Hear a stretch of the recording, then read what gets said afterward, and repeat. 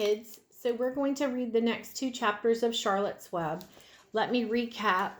So Fern, she decided that she didn't want the runt of the litter to have to go away. So she begged her dad and he let her keep it.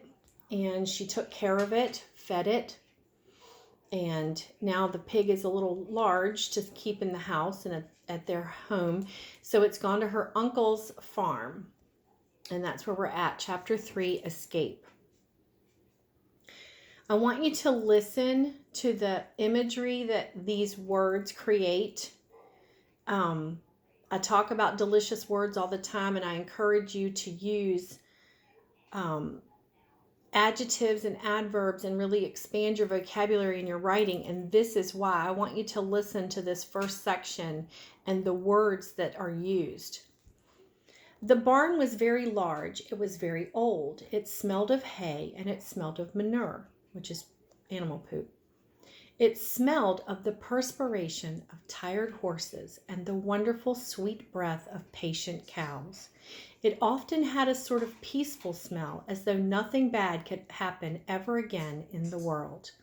It smelled of grain and of harness dressings and of axle grease and rubber boots and new rope. And whenever the cat was given a fish head to eat, the barn would smell of fish. But mostly it smelled of hay, for there was always hay in the great loft up overhead, and there was always hay being pitched down to the cows and the horses and the sheep. The barn was pleasantly warm in the winter when the animals spent most of their time indoors, and it was pleasantly cool in the summer when the big doors stood wide open to the breeze. The barn had stalls on the main floor for the workhorses, tie-ups on the main floor for the cows, a sheepfold down below for the sheep, and a pig pen down below for Wilbur. And it was full of all sorts of things that you could find in barns: ladders, grindstones, pitchforks, monkey wrenches, scythes, lawnmowers, snow shovels, axe handles, milk pails, water buckets, empty grain sacks, and rusty rat traps. It was the kind of barn that swallows like to build their nests in. It was the kind of barn that children like to play in. And the whole thing was owned by Fern's uncle, Mr. Homer L. Zuckerman. Wilbur's new home was in the lower part of the barn, directly underneath the cows. Mr. Zuckerman knew that the manure pile is a good place to keep a young pig. Pigs need warmth, and it was warm and comfortable down there in the barn cellar on the south side. Fern came almost every day to visit him. She found an old milking stool that had been discarded, and she placed the stool in the sheepfold next to Wilbur's pen. Here she sat quietly during the long afternoons, thinking and listening and watching Wilbur. The sheep soon got to know her and trust her. So did the geese who lived with the sheep, and all the animals trusted her. She was so quiet and friendly. Mr. Zuckerman did not allow her to take Wilbur out, and he did not allow her to get into the pig pen.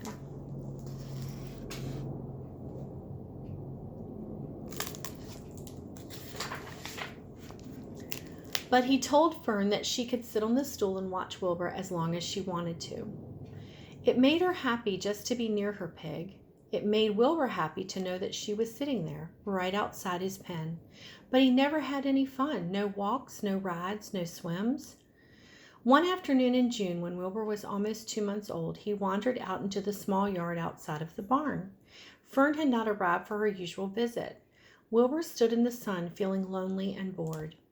There's never anything to do around here, he thought. He walked slowly to his food trough and sniffed to see if anything had been overlooked at lunch. He found a small strip of potato skin and ate it. His back itched, so he leaned against the fence and rubbed against the boards. When he tired of this, he walked indoors, climbed to the top of the manure pile, and sat down. He didn't feel like going to sleep. He didn't feel like digging. He was tired of standing still, but tired of laying down. I'm less than 2 months old, and I'm tired of living, he said. He walked out into the yard again. When I'm out here, there's no place to go but in. When I'm in, there's no place to go but out in the yard. That's where you're wrong, my friend, said a voice. Wilbur looked through the fence and saw the goose standing there. You don't have to stay in that dirty little yard, said the goose, who walked rather fast. One of the boards is loose. Push on it. Push, push, push, push on it. And come on out. What? Said Wilbur. Say that slower. At risk of repeating myself, said the goose, I suggest that you come on out. It's wonderful out here. Did you say a board was loose? That I did, said the goose. Wilbur walked up to the fence and saw that the goose was right. One board was loose.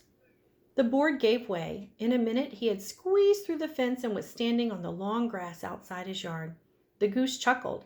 How does it feel to be free? She asked. I like it, said Wilbur. I guess I like it.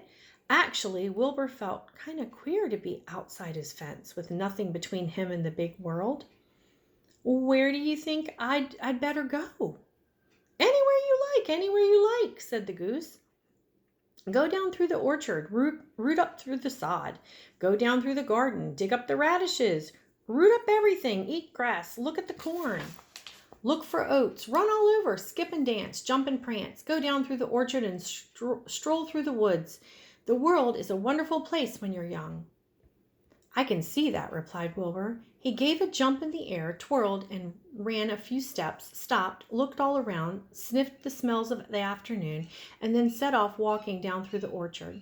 Pausing in the shade of an apple tree, he put his strong snout into the ground and began pushing, digging, and rooting. He felt very happy. He had plowed up quite a piece of ground before anyone noticed him. Mrs. Zuckerman was the first one to see him. She saw him from the kitchen window, and she immediately shouted for the men. Homer, pigs out, Lurvy, pigs out, Homer, Lurvy, pigs out. He's down there under the apple tree. Now the trouble starts, thought Wilbur. Now I'll catch it. The goose heard the racket, and she too started hollering, Run, run, run, downhill, make for the woods, she shouted to Wilbur. They'll never catch you in the woods. The Cocker Spaniel heard the commotion, and he ran out from the barn to join the chase. Mr. Zuckerman heard, and he came out of the machine shed where he had been mending a tool. Lurvy, the hired man, heard the noise and came up from the asparagus patch where he was pulling weeds. Everybody walked toward Wilbur, and Wilbur didn't know what to do. The woods seemed a long ways off, and anyway, he had never been down there to the woods and wasn't sure what it was like. Get around behind him, Lurvy, said Mr. Zuckerman, and drive him toward the barn. And take it easy, don't rush him. I'll go and get a bucket of slop. The news of Wilbur's escape spread rapidly among the animals on the place. Slop is what you would feed pigs. Whenever any creature broke loose on Zuckerman's farm, the event was a great interest to the others. The goose shouted to the nearest cow that Wilbur was free, and soon all the cows knew. Then one of the cows told one of the sheep, and soon all the sheep knew.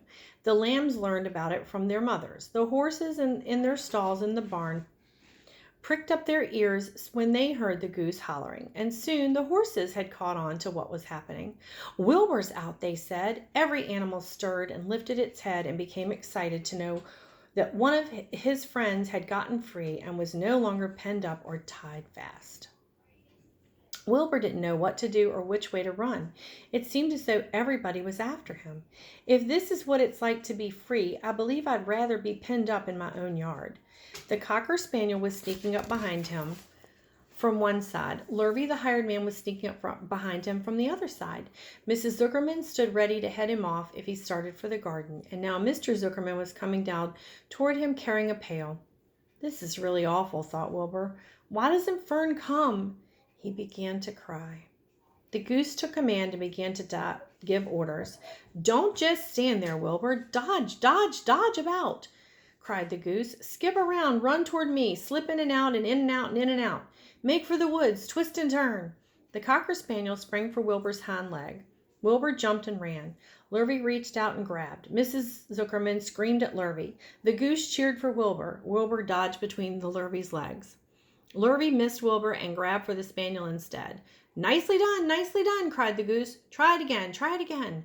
Run downhill, suggested the cows. Run towards me, yelled the gander. Run uphill, cried the sheep. Turn and twist, honked the goose. Jump and dance, said the rooster. That sounds like quite the mess, doesn't it?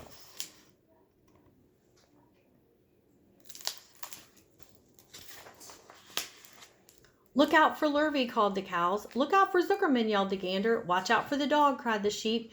Listen to me, screamed the goose. Poor Wilbur was dazed and frightened by all this hoobaloo. He didn't like being the center of all this fuss. He tried to follow the instructions his friends were giving him, but he couldn't run downhill and uphill at the same time, and he couldn't run, turn, and twist when he was jumping and dancing. And he was crying so hard he could barely see anything that was happening. After all, Wilbur was a very young pig, not much more than a baby, really. He wished Fern was there to take him in her arms and comfort him.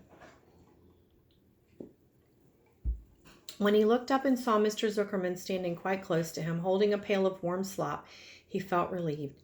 He lifted his nose and sniffed. The smell was delicious. Warm milk, potato skins, wheat middlings, Kellogg's cornflakes, and popovers left from the Zuckerman's breakfast. Come, pig, said Mr. Zuckerman, tapping the pail. Come, pig. Wilbur took a step toward the pail. No, no, no, said the goose. It's the old pail trick, Wilbur. Don't fall for it. Don't fall for it. He's trying to lure you back into captivity. Captivity! He's appealing to your stomach. Wilbur didn't care. This food smelled appetizing. He took another step toward the pail. Pig! Pig, said Mr. Zuckerman in a kind voice, and began walking slowly toward the barnyard, looking all about him innocently, as if he didn't know what a little white pig was following, that he didn't know that a little white pig was following behind him. You'll be sorry, sorry, sorry, called the goose. Wilbur didn't care. He kept walking toward the pail of slop. You'll miss your freedom, honked the goose. An hour of freedom is worth a barrel of slop. Wilbur didn't care. When Mr. Zuckerman reached the pig pen, he climbed over the fence and poured the slop into the trough. Then he pulled the loose board away from the fence so that there was a wide enough hole for Wilbur to walk through. Reconsider, reconsider, cried the goose. Wilbur paid no attention. He stepped through the fence into the yard. He walked to the trough and took a long drink of the slop, sucking in the milk hungrily and chewing the popover. It was good to be home again. While Wilbur ate, Lurvy fetched a hammer and some 8-penny nails and nailed the board in place. Then he and Mr. Zuckerman leaned lazily on the fence, and Mr. Zuckerman scratched Wilbur's back with a stick. He's quite a pig, said Lurvy. Yes, he'll make a good pig, said Mr. Zuckerman. Wilbur heard the words of praise. He felt the warm milk inside his stomach. He felt the pleasant rubbing of the stick along his itchy back. He felt peaceful and happy and sleepy. This had been a tiring afternoon. It was still only about 4 o'clock, but Wilbur was ready for bed. I'm really too young to go out into the world alone, he thought, as he lay down. So I'm going to record chapter 4 separately because chapter 3 was quite long, and I want you guys to be able to take a break if you need to. So look for chapter 4 next, Loneliness.